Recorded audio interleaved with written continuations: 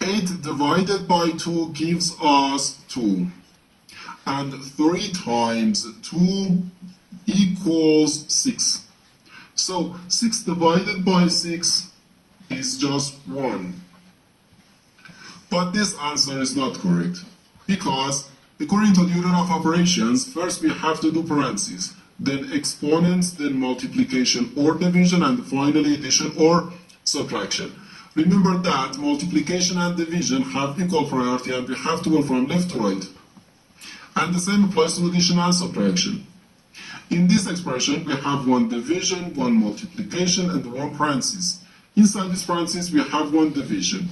Here we have a multiplication, because in mathematics, when a number is placed next to parentheses, it means multiplication, and we usually don't write the multiplication sign for brevity.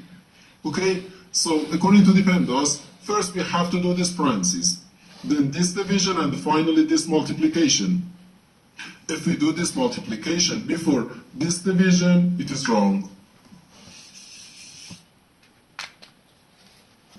So first we have to do this parenthesis. Inside this parenthesis we have 8 divided by 4, which equals 2.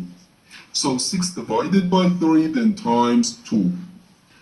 6 divided by 3, then times 2. Now we have one division and one multiplication. As I said, multiplication and division have equal priority, and we have to go from left to right. So here, first we have to do this division. 6 divided by 3 gives us 2.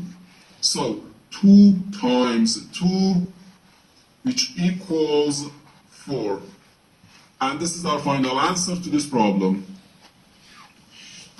The correct answer is 4.